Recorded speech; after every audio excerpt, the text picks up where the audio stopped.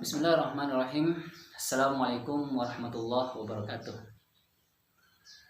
Alhamdulillahirabbil alamin wassalatu wassalamu ala asyrafil anbiya'i wal mursalin sayyidina Muhammadin wa ala alihi wa sahbihi ajmain. Amma ba'du. Alhamdulillah, bersyukur kita kepada Allah Subhanahu wa taala karena berkat rahmat dari Allah Subhanahu wa taala. Allah Subhanahu wa taala masih memberikan kesempatan kepada kita untuk mengikuti pembelajaran pada hari ini. Salawat dan salam tak lupa pula kita kirimkan kepada baginda Nabiullah Muhammad SAW, salah seorang yang telah diberikan kepercayaan oleh Allah Subhanahu wa taala untuk menuntun kita dari jalan yang buruk menuju jalan yang baik. Salah seorang yang telah diutus oleh Allah Subhanahu wa taala untuk mengajarkan kepada kita bagaimana cara kita hidup dengan baik di dunia ini dan mengajarkan kepada kita bagaimana cara kita agar kita bisa memaksimalkan diri untuk menjauhi segala apa yang dilarang oleh Allah Subhanahu wa taala ketika kita menjalani kehidupan di dunia ini. Baik, anak-anakku sekalian yang saya cintai, hari ini kita akan belajar mata pelajaran sejarah kebudayaan Islam. Nah, sebelum kita memasuki materi pada hari ini, karena kita belajar tentang sejarah, maka dari itu terlebih dahulu saya mengajak kepada anak-anak sekalian untuk merenung sejenak dan memperhatikan bahwa sebenarnya di daerah sekeliling kita itu banyak masjid tua, banyak tradisi keagamaan, bahkan bahasa yang sehari-hari yang kita gunakan itu berasal dari sejarah panjang masuknya Islam dan berkembangnya Islam di Nusantara. Pernahkah kalian bertanya seperti ini? Bagaimana sih Islam itu bisa menyebar luas di Nusantara tanpa adanya peperangan? Nah, hari ini kita akan mempelajari perkembangan Islam di Nusantara, khususnya melalui peran dari dua kerajaan Islam terbesar di Nusantara. Yang pertama yaitu Kerajaan Samudra Pasai dan yang kedua adalah Kerajaan Demak. Melalui pembelajaran ini pula, kita tidak hanya akan belajar tentang sejarah, tetapi kita juga akan berusaha untuk memahami nilai-nilai dari toleransi, nilai-nilai dari perdamaian, dan juga kebijaksanaan dalam menyebarkan ajaran agama Islam di sekitar kita. Oke, selanjutnya mengenai tujuan pembelajaran. Ada 4 tujuan pembelajaran yang akan kita capai pada materi hari ini. Yang pertama, kalian itu diharapkan mampu untuk menjelaskan sejarah Kerajaan Samudra Pasai dan juga sejarah Kerajaan Demak. Nah, tentunya setelah kita mempelajari materi ini. Kemudian yang kedua, kita akan berusaha untuk menganalisis peran dari kedua kerajaan ini dalam penyebaran agama Islam. Kemudian tujuan pembelajaran yang ketiga, kita akan berusaha untuk mengenal tokoh-tokoh penting dalam kedua kerajaan ini. Dan yang terakhir, kita akan berusaha untuk mengidentifikasi bagaimana peninggalan sejarah Islam di Indonesia. Oke, selanjutnya kita masuk ke inti materi. Materi pertama yaitu sejarah masuknya Islam di Nusantara. Anak-anakku sekalian yang saya cintai, Islam itu masuk di Nusantara melalui jalur damai, bukan melalui jalur perang. Nah, jalur damai yang saya maksud itu melalui perdagangan internasional, para pedagang Muslim dari Arab, para pedagang Muslim dari Persia dan juga Gujarat, itu tidak hanya berdagang di Nusantara untuk menyebarkan agama Islam, akan tetapi mereka juga mengenalkan ajaran Islam. Selain itu, para ulama, para sufi, para mubalik juga memiliki peran yang besar dalam berdakwah dengan cara yang santun, dengan cara yang sopan, tidak dengan kekerasan, bahkan tidak melalui dengan perang. Dan yang mesti kalian ketahui bahwa wilayah yang pertama sekali menjadi pusat berkembangnya Islam di Nusantara itu ialah wilayah pesisir pantai. Kenapa? Karena wilayah ini adalah wilayah yang paling ramai dikunjungi para pedagang dari berbagai daerah. Kemudian selanjutnya kita masuk ke masalah Kerajaan Samudra Pasai. Yang pertama profilnya. Nah, jadi Kerajaan Samudra Pasai ini terletak di wilayah Aceh Utara, berdiri pada abad ke-13 Masehi, dan kerajaan ini pertama kali didirikan oleh seseorang yang bernama Sultan Malik Al-Soleh. Orang ini dikenal sebagai pendiri dari kerajaan Islam pertama di Nusantara. Letak dari kerajaan ini sangat strategis, menjadikan Samudra Pasai itu berkembang pesat dalam hal perdagangan dan juga dalam hal dakwah Islam di Nusantara. Kemudian selanjutnya mengenai kejayaannya, untuk kejayaan kerajaan Samudra Pasai ini, pada masa kejayaannya Samudra Pasai itu menjadi pusat perdagangan internasional di Selat Malaka. Kemudian kerajaan ini menggunakan mata uang dirham emas dalam kegiatan perdagangan, berbeda dengan kita yang saat sekarang ini kita menggunakan mata uang rupiah. Kalau mereka dulu itu menggunakan dirham emas dalam kegiatan transaksi perdagangan. Kemudian hubungan dagang itu terjalin dengan Arab, terjalin dengan India, dan juga terjalin dengan Cina. Jadi dahulu itu kita sudah mengenal perdagangan internasional. Kenapa? Karena wilayah kita itu sudah menjalin hubungan perdagangan dengan orang-orang yang berada di luar daerah Nusantara. Kemudian selanjutnya mengenai bahasa, bahasa yang digunakannya itu bahasa Melayu. Ini sebagian besar digunakan sebagai bahasa perdagangan dan juga bahasa dakwah Islam di Nusantara, sehingga sangat mudah diterima oleh masyarakat yang luas.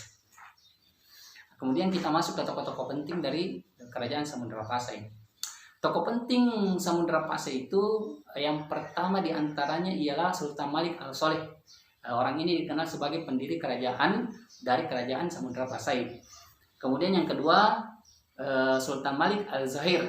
Nah, orang ini dikenal sebagai orang yang memperluas wilayah kekuasaan dari kerajaan Samudra Pasai. Selain kedua tokoh ini ada pula para ulama sufi. Para ulama sufi ini berperan aktif dalam menyebarkan Islam, baik melalui pendidikan dan juga melalui perdagangan. Kemudian selanjutnya perang Samudra Pasai dalam penyebaran Islam. Samudra Pasai itu menjadi pusat pendidikan Islam di pesisir utara Sumatera. Ajaran tasawuf dan juga fikih mazhab dari mazhab Syafi'i itu sangat berkembang pesat.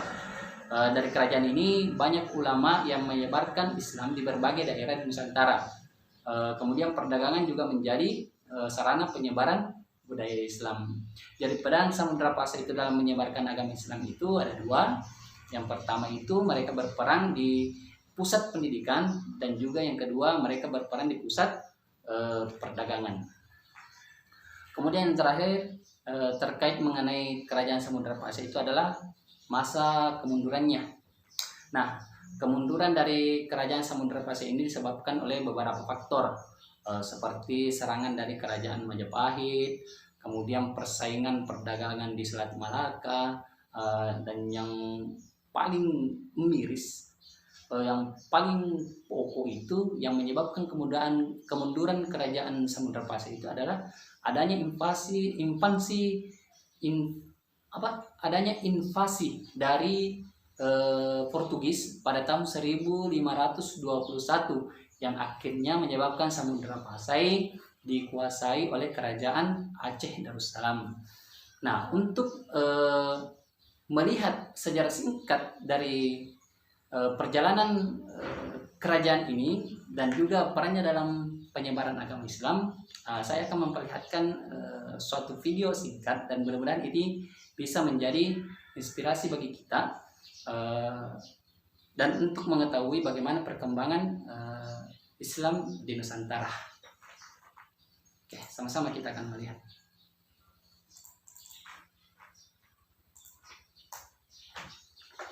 Kesultanan Samudra Pasai adalah kerajaan Islam yang terletak di Lok Sumawe, Aceh, pesisir utara Sumatera. Berdiri pada abad ke-13 sampai abad ke-16, Samudra Pasai menghabiskan waktu sebagai bandar dagang internasional karena lokasinya dekat dengan Selat Malaka. Di video kali ini, kami akan membahas tentang sejarah runtuhnya kerajaan Samudra Pasai.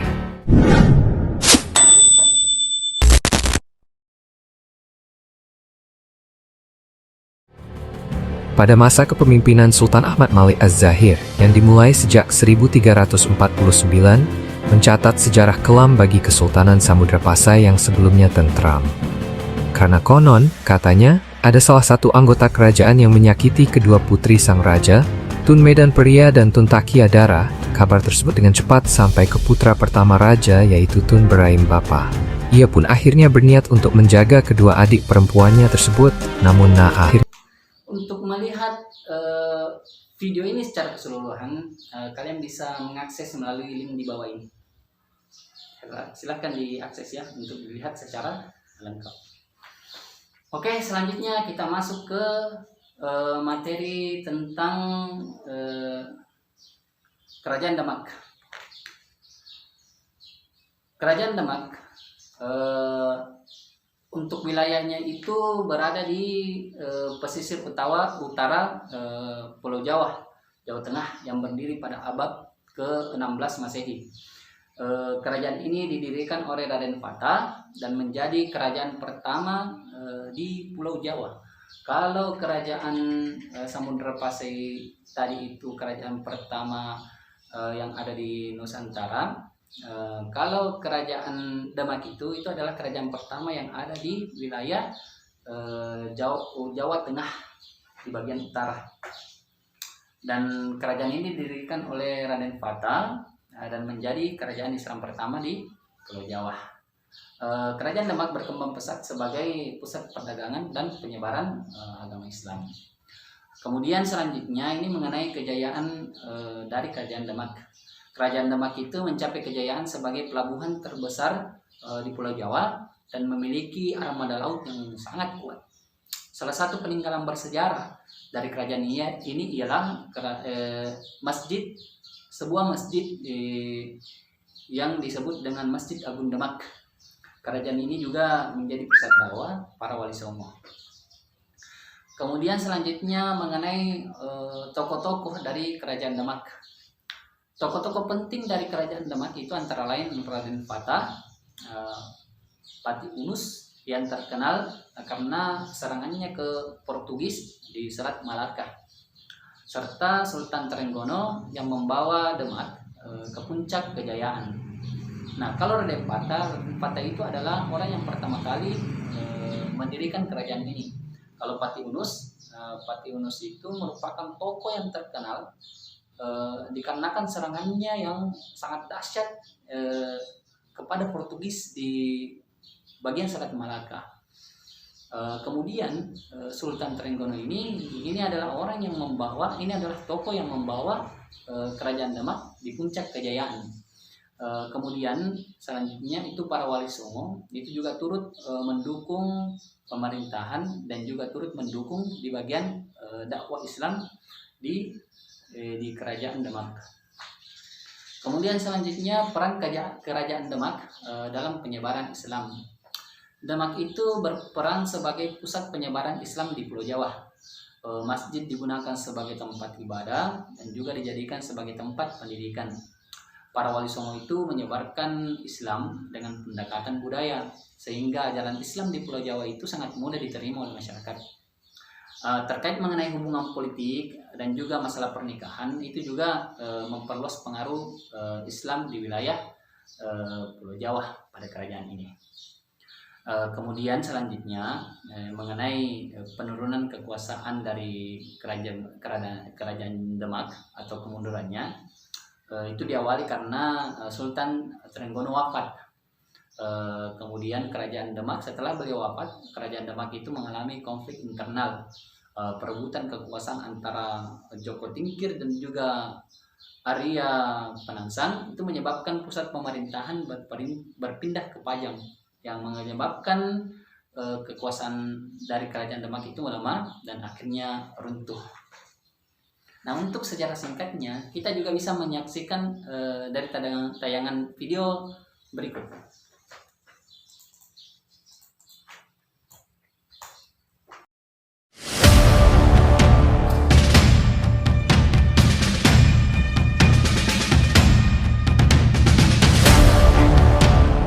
Selamat datang di channel kami.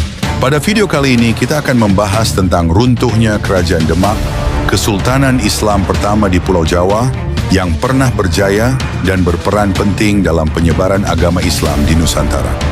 Namun mengapa kerajaan ini akhirnya runtuh?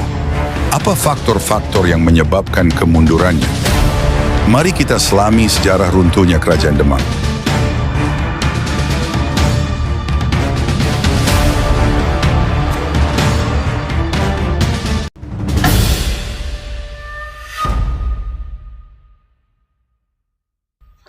Oke, kalau kalian ingin melihat secara full dari video yang tadi saya putar, kalian bisa menyaksikan melalui link di deskripsi di bawah ini.